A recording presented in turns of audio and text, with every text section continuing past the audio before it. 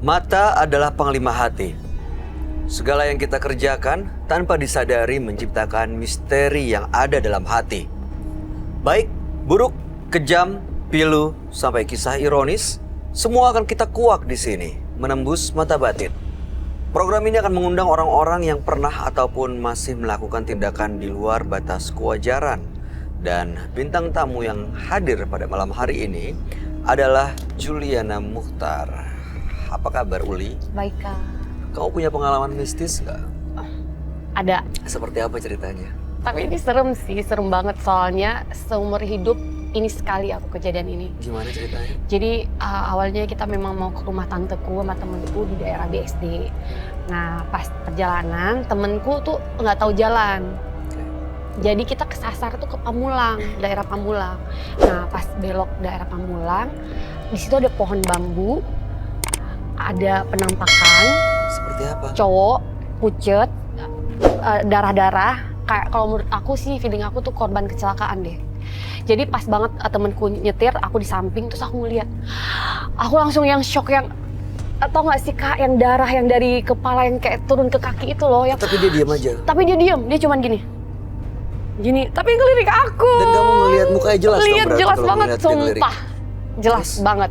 Nah pas shock aku teriak, lihat itu nggak tadi, lihat nggak? Aku gituin. Terus yang temanku, lihat apa gitu? Itu tadi itu. Terus dia bilangnya, enggak ada apa-apa. Terus aku langsung tidur di paha temanku. Langsung nyeret dong, nangis karena shocknya shock banget, nggak pernah ngeliat. Terus terakhir temanku bilang, tadi aku nggak lihat apa-apa, tadi ada orang sosok di bawah pohon bambu itu berdarah terus berdiri diem pucet. Aku gituin. Dia nggak lihat, jadi mau nggak mau kita harus muter balik soalnya kita salah jalan. Mau nggak mau harus lewatin itu jalan lagi. Muter balik dong? Muter balik lagi, tapi Lalu? aku nggak mau. Aku bilang nggak mau, cari jalan lain, aku nggak mau lewat situ. Nggak bisa, kita emang harus lewat situ soalnya kita harus masuk tol lagi gitu. Oke, akhirnya puter balik lewat Puter balik. jalan yang sama. Cuman Gimana? aku tetap cuman nunduk di mobil, temanku lihat, Li nggak ada apa-apa di bawah pohon tadi. Hilang. Di situ aku yang shock sampai ke rumah, aku nggak bisa tidur, bener-bener nggak bisa tidur. Nah, taunya besok nenekku meninggal. Hah? Besoknya? Oh, oke. Nggak tahu itu pertanda apa, tapi emang kejadiannya seperti itu. Aduh, turut berduka cita ya. Tapi emang udah Keluarga nenek. berapa tahun yang lalu sih. Ya, tapi malam hari itu nggak ikut di mobil kan? Nggak ada yang ikut dari apa kejadian-kejadian enggak. serem kejadian setelah itu? Enggak. Setelah itu emang nggak ada yang ngerasa aneh, Oke. tapi pas waktu di situ doang. Mudah-mudahan malam hari ini kamu juga nggak ngerasain yang Aku aneh-aneh ya. pengecut. Kita akan ketemu dengan partisipan kita yang pertama. Berikutnya adalah seorang perempuan yang mengaku memuja sosok jin untuk pesugihan. Malam hari ini kami akan panggil dia dengan nama samaran. Kami persilahkan Dini.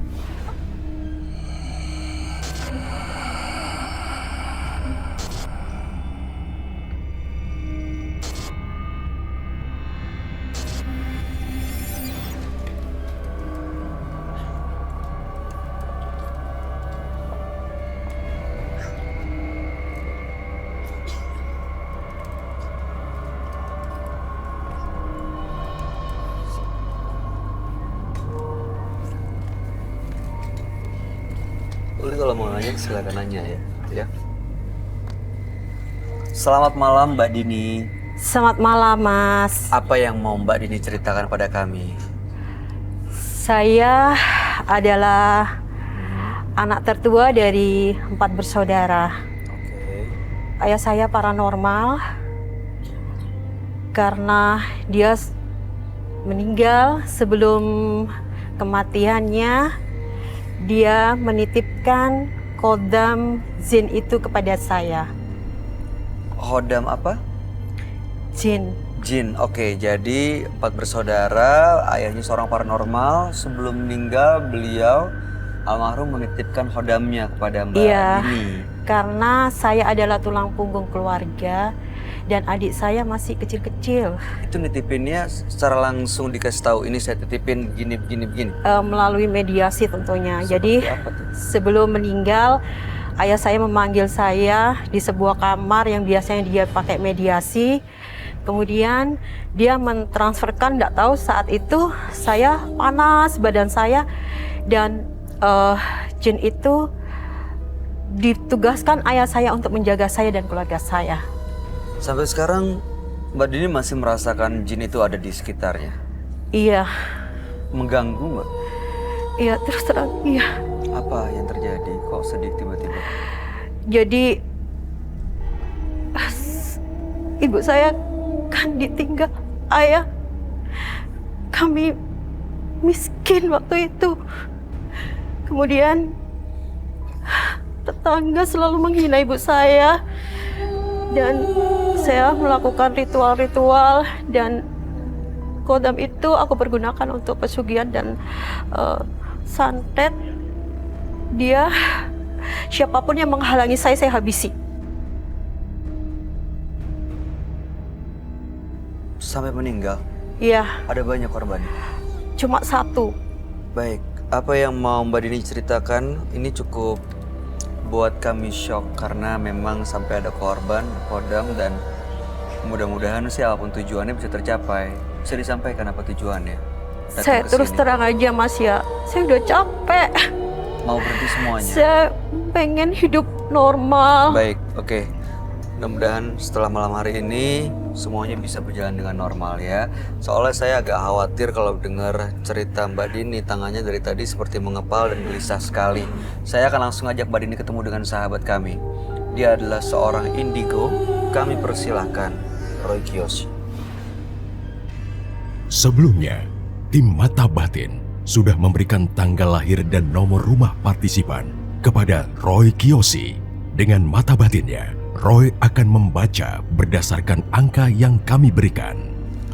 Dini, tinggal di rumah bernomor 26. Terlahir tanggal 25 Agustus 1975. Mata batin saya melihat banyak sekali ritual-ritual mistis yang dijalani oleh Dini. Dia dengan beraninya melakukan perjanjian dengan sosok jin yang haus akan tumbal. Hal ini membuatnya terus-menerus dimanfaatkan oleh sosok jin. Sosok jin ini saya melihat seorang kakek-kakek tua tapi berambut panjang dan berjenggot panjang. Menyeramkan. Dan beliau meninggalnya juga tidak wajar.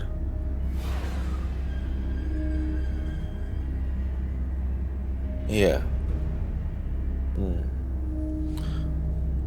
Saya harus berhati-hati dengan partisipan hari ini.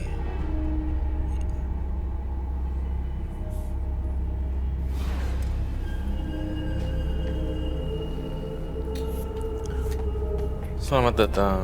Selamat malam Roy. Selamat malam. Terima kasih. Silakan duduk.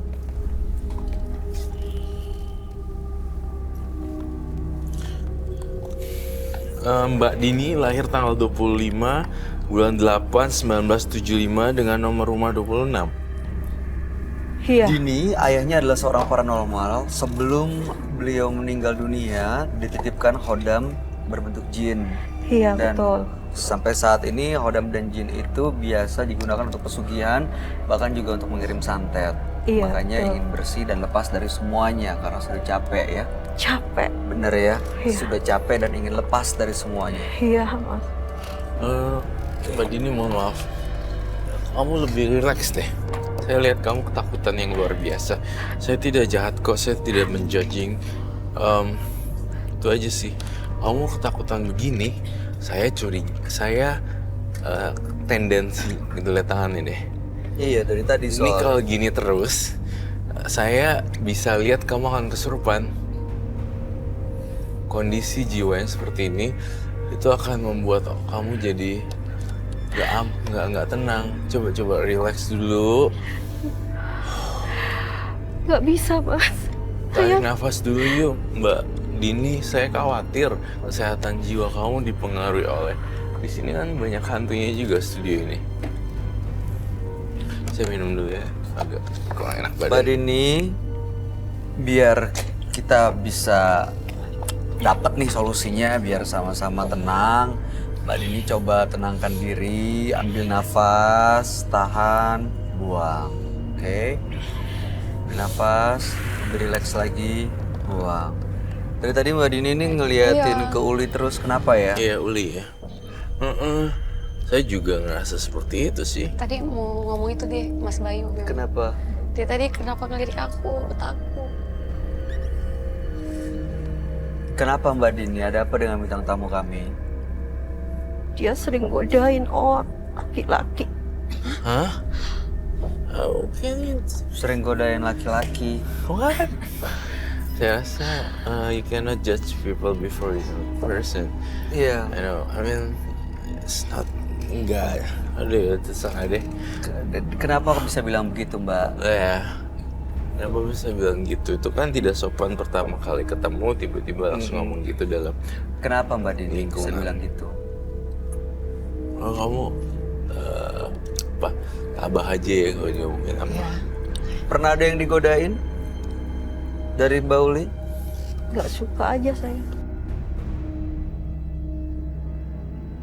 Nggak Apa suka, gini? kenapa? Mbak Dini itu melihat Uli seperti bayang-bayang masa lalu. Pernah bermasalah dengan seorang teman perempuan yang mukanya mirip Uli kah? Iya, That's my point. Ngerti ya? suami saya. Refleksi bayangan. Jadi yang dia lihat ini bukan Uli tapi orang lain. Iya, iya, benar. Ya sebenarnya dia kayak memory recall gitu. Jadi, zret, kok mirip ya? Padahal nggak ada hubungannya. Dia, saya. Mbak Uli, jangan diambil hati ya. Serem sih tatap tuh Mbak Dini kenapa sih natapnya kayak gitu banget? Kan udah dia kan orangnya berbeda. Nggak suka. Nggak suka kenapa Mbak Dini? Nggak sukanya nggak apa. Mbak Dini tadi bilang siapa yang menghalangi langkahnya dan nggak suka sama orang ngirim santet loh. Jangan, saya nggak mau tiba-tiba salah paham, akhirnya malah melakukan hal-hal yang tidak seharusnya pada bintang tamu. Baru ketemu pertama kali loh, Ya loh. ya kan? Iya. Atau karena belum kenal makanya tak sayang. Iya, Mungkin iya, karena iya. belum kenal. Oh, itu ya. Cantik luar dalam, bisa mengerti orang. Tak kenal maka tak sayang tuh. Mau kenalan dulu? Biasa kan orang, apa lo gitu. Mau kenalan, salaman. Nggak apa-apa. Nggak apa-apa. Nggak perlu gimana, Roy? Mau kenalan nggak apa-apa? Nggak apa-apa dong. Ya, It's like a good manner kamu and attitude. temuin aja. Boleh. Temuin aja. Bilang, mungkin maaf kalau ada salah. Kalau ada salah. Dini. Dini. Jangan tegang Mbak Dini. Kamu tahu nggak Mbak Dini, kalau kamu ini setiap manusia ya. Jadi aku mau bilang juga ke pemirsa di rumah, kalau seseorang ketakutan, auranya itu pecah. Jadi nggak bulat gitu loh. Nah, jadi ketika udah pecah gitu, jadinya panic attack, susah dibacain orang, terus udah gitu mikirnya macem-macem. Dia warnanya tuh nge-crack gitu loh. Nah, si Mbak Dini ngalamin ini sekarang. Dia ceritanya sambil nangis gak sih? Tadi ada sempat keluar Iya. mata begitu Iya, itu dia. cerita soal keluarganya. Itu dia maksud aku. Saking ininya. Ya mudah-mudahan dengan, tapi please di tempat ini yang angker, jangan terlalu gitu. Ya kita mau ngelesain ini, datangnya yang lain. Bisa jadi kayak gitu. Bisa. Tegang banget. Santai aja Mbak. Mbak Dini katanya melakukan pesugihan juga dengan hodam atau jin yang diwarisi ayah ya. Iya, Itu pesugihan untuk usahanya. iya. Waktu itu saya manajer di sebuah perusahaan hiburan, tempat hiburan, dan saya tiap hari melakukan ritual bagaimana caranya tempat kerja Supaya saya rame. itu rame karena saya dapat bonus. Seperti apa ritualnya? Saya Ya, melakukan jujur. tumpeng, kemudian harus darah ayam dan kembang 7 rupa. Juga pakai menyan. Menyan. Iya, Itu setiap bulan. setiap Kamis malam Jumat Legi. Kamis malam Jumat lagi. Dan beneran rame. rame. Dan saya alhamdulillah dulu saya perekonomian saya miskin banget dan saya bisa apapun keinginan saya dan keluarga saya tercapai. Sampai sekarang masih dilakukan ritual itu. Saya 1,5 tahun ini saya sudah berhenti Mas karena saya udah capek.